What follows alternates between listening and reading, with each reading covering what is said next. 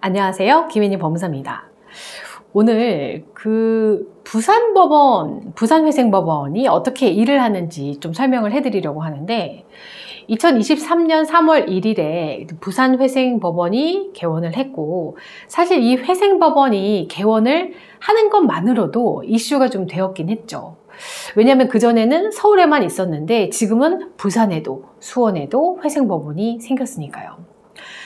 2023년 7월 25일에는 이 부산회생법원만의 실무준칙이 만들어졌고 이 실무준칙이 이렇게 만들어지면서 조금 더 좀 투명하고 또 효율적인 그런 처리를 기대할 수 있게 됐죠. 몇 달 전과는 또 다른 지금 현재 오늘의 부산회생법원의 실무 8가지를 소개해 드릴 건데요.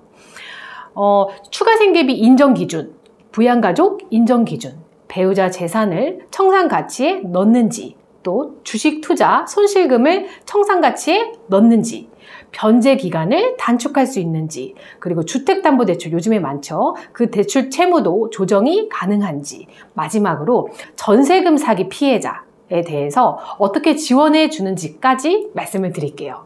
네, 첫 번째, 추가생계비.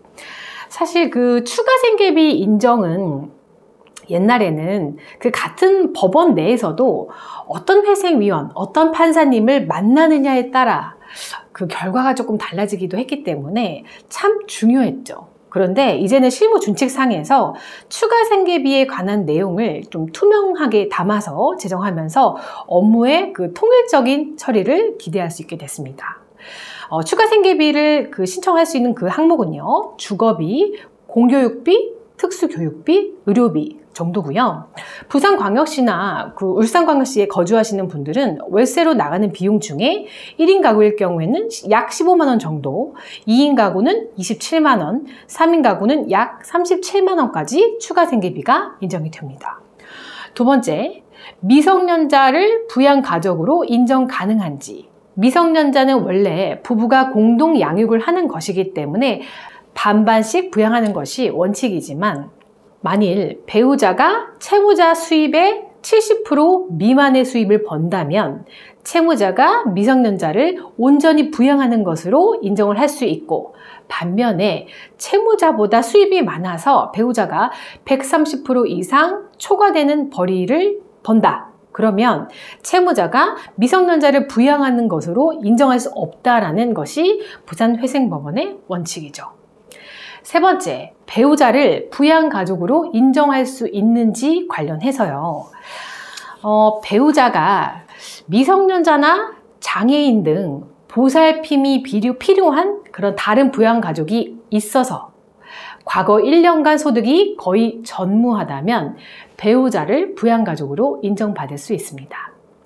네 번째, 배우자의 재산의 2분의 1을 내 재산으로, 그러니까 청산가치에 넣어야 하는지 말씀을 드릴 건데, 옛날에는 2분의 1을 일률적으로, 부산뿐만 아니라 일률적으로 그 채무자 재산에 넣어야 된다고 해서 그 변제금을 굉장히 납부를 많이 하게 되는 그런 일이 많았어요. 네, 이것도요, 채무자 재산이 아니니까 일률적으로 넣는 거 안 하겠다. 그리고 사실 이제 중요한 건 원래 채무자 재산인데 배우자 앞으로 넘겨놨던지 명의만 그렇게 해놨던지 그런 건 당연히 안 되겠죠. 네, 그래서 배우자 재산 2분의 1을 청산가치에 넣지 않겠다라고 하셨고요. 다섯 번째, 논란이 많은 주식, 가상화폐, 투자 손실금. 이것도 서울회생법원에서 투자 손실금 청산가치에 넣지 않겠다고 하니까 서울만 지금 우대한다고 해서 좀 난리가 났었죠. 근데 이거 부산회생법원도 받아들였습니다. 청산가치로 넣지 않겠다고 합니다. 여섯 번째, 변제 기간을 단축할 수 있는 그 분들이 있습니다. 65세 이상 노인, 장애 정도가 심한 장애인, 그리고 20대 청년, 3명 이상의 미성년자를 양육하는 사람, 한부모 가족의 부 또는 모라면 변제기간 단축을 기대해 볼 수 있게 됐습니다. 일곱 번째, 주택담보대출 채무조정 절차 도입. 법원과 신용회복위원회가 업무 협약을 한 거예요. 그래서 주담대는 신용회복위원회에서 처리를 하고 나머지 일반 채무는 법원에서 처리를 하는 건데요. 변제계획안 인가 이후에 그 담보채권자가 주택 경매를 할 수 있으니까 어떻게든 집을 좀 지키고 싶은 분들이 있잖아요. 그분들 입장에서는 집이 넘어가 버리니까 걱정을 많이 하셨어요. 그런데 시가 6억 이하 주택 보유한 채무자라면 회생법원에서 개인회생 절차를 신청하는 경우에 그 주택 소유권을 유지하면서 주담대 채권에 대해서 이자를 감면해주거나 이자율을 인하해주거나 상환기간을 좀 연장해주는 방법으로 당장 상환할 비용을 좀 줄여준다는 것인데 그 상환할 그 이자 금액을 개인회생 또 생계비로 인정해준다는 거, 이게 또 장점이죠. 다만 3년이 아닌 5년의 변제 계획안을 보통 요구받게 되고 5년의 그 변제를 마친 뒤에도 여전히 담보 채무는 남아있기 때문에 사실상 잠시 경매 절차를 밀어주는 정도다라고 이해하시면 되겠습니다. 그리고 마지막, 전세 사기 피해자.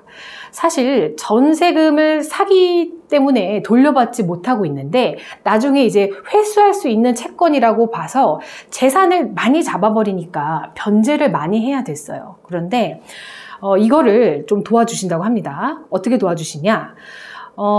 일단 경찰에 기소 의견 송치서 등 서류를 제출하면 그 보증금 회수가 불가능하다는 그 소명 책임을 조금 완화해 주시겠다고 합니다. 그리고 변제 기간도 또 단축을 해주신다고 했는데 그 특별법상 전세 사기 피해자 결정을 받은 경우에 하나고요. 이 경우에는 최저 변제율이 20% 이상은 되어야 합니다. 네, 내용이 조금 많은데요. 제가 지금 말씀드린 내용 관련해서 댓글 창에 그 링크 남겨놓을 건데 링크 타고 가셔서 텍스트로도 확인하실 수 있습니다. 네, 여기까지 시청해 주셔서 감사합니다.